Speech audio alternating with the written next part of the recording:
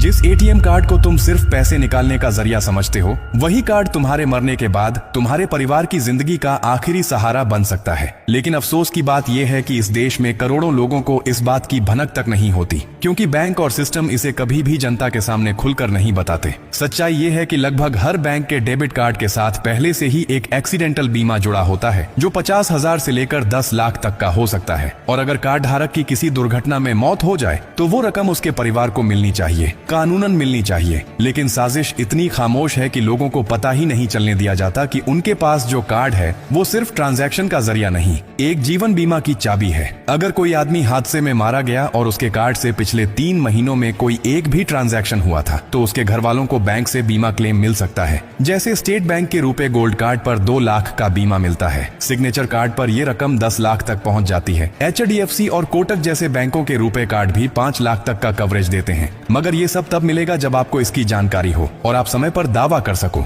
वरना बैंक तो चुप रहता है और सिस्टम उसी खामोशी में तुम्हारा हक निगल जाता है। कभी किसी बैंक ने खुद आकर यह बताया कि आपके नाम पर बीमा है? कभी कोई मेल या मैसेज आया जिसमें लिखा हो कि अगर आप एक्सीडेंट का शिकार हो गए तो आपके घर वालों को ये राशि मिलेगी?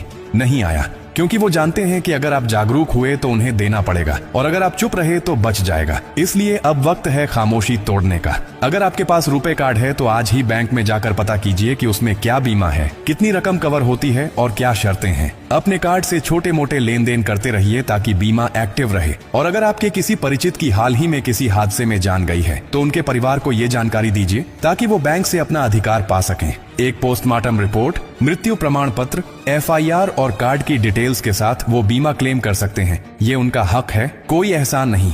ये जानकारी सिर्फ किसी गरीब की मदद नहीं करती, ये किसी परिवार की पूरी दुनिया बचा सकती है। और अब ये आपकी जिम्मेदारी है कि इसे सिर्फ अपने तक न रखो, बल्कि हर उस इंसान तक पहुंचाओ जिसे इसकी सबसे ज्यादा जरूरत है। क्योंकि अगर आज आपने ये बात किसी को न बताई तो कल जब उसका सब कुछ छिन जाएगा तो अफसोस करने के सिवा कुछ नहीं बचेगा।